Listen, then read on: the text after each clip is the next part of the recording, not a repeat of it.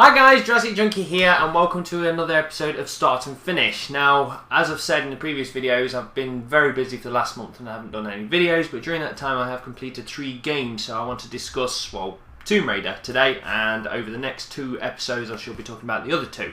So, Tomb Raider, is it worth buying? So first of all then, when this game said it was actually going to come out, I was really excited because, to be fair, I played Tomb Raider as a child and I kind of fizzled out of it, I think, along with many other people, and it did need a good reboot and just create it from fresh, make something new. And that they did. And the best way to describe this game is the female version of Uncharted, but to be fair, I actually believe this game is better than the Uncharted, but some people may say I'm a liar.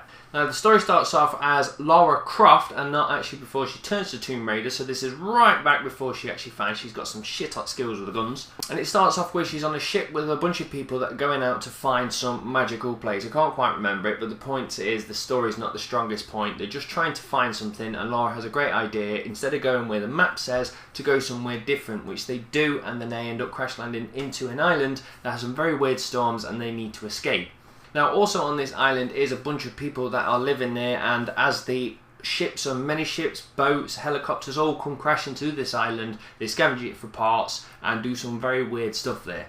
Now, the reason I really like this is from the get-go you could actually see a frail woman, which was Lara Croft, and as the game progresses you see her turn into Tomb Raider. I think it's done really well the way they've actually done it, and at the same time I think the game actually, it looks stunning. The attention to detail on the smallest parts is just absolutely ridiculous, because there's some parts where you'll actually be running and you'll probably get from A to B in 15 seconds, but it must have took them months to just design that part of the level, so the attention to detail is brilliant.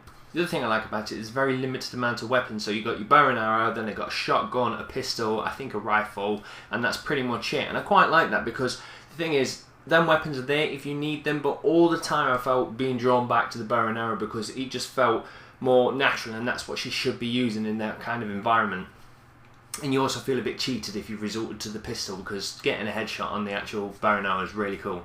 The weird thing about this game, it actually starts off asking you to actually kill an animal and skin it, and then with the items you take from the animal you can put it together and form items. So straight away I was like, is this going to go down the Far Cry route where I have to kill lots of animals to be able to get better gear? But then that instantly stops. You're not requested to do it again throughout the game. It's weird, it's something like they've put in and then just stop utilising straight away, which is a shame. I would like to see a bit more aspect of actually crafting things and actually surviving than just actually going from A to B. Now, the game is a very linear game where you'll actually just be going up walls or the paths that you actually think, but it does actually give you a bit of a feeling being slightly open where you can go and explore, find different things, or even find different caves. As for the story, I would not say it's the most amazing story, but at the same time it's not boring whatsoever. But towards the middle of it you can see that the same old thing is going to happen. You've got to go find somebody because they've gone missing, and then you're going to get in a little predicament on the way. The actual end of the actual game starts to change, because all the way through you actually fight humans and it feels a very realistic fight, but then towards the end it gets a bit over the top. But to be fair, I preferred it to be that way, because if they wanted to go 100% serious it probably worked for one game, but when the next game comes out, because I hope they do actually do several more games now, just constantly being serious would have got a bit dull, so I don't mind they actually went a bit down the mythical magical route. Now, this game is a bit of a weird beast, because I spent 25% of it, so the very start of the game, the first 25%, I spent it just going, this game is amazing, it looks great, I'm really entertained, and the actual combat is really good. When you actually fight with them, they are clever and they do duck and dive, and it's a challenge to actually kill them, which is good.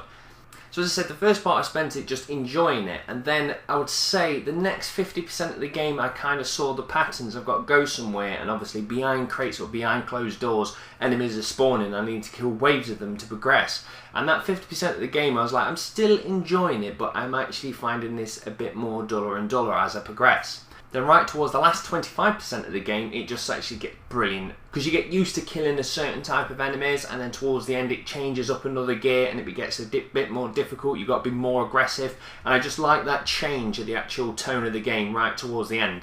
So the best way to put it is a very entertaining game. It kind of just loses it a bit in the middle, but all the way through it's just a gorgeous game to look at.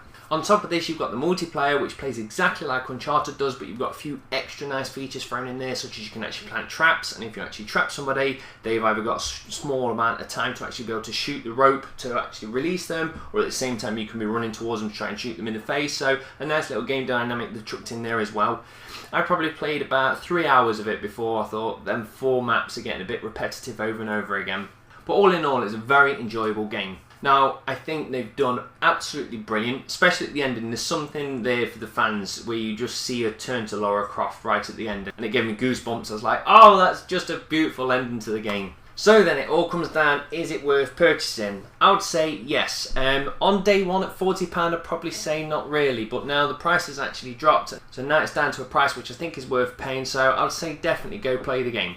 So now that game is done and dusted, the next game to complete is Defiance, and I shall talk about that on the next video. So thank you very much for watching, guys. Cheers, bye.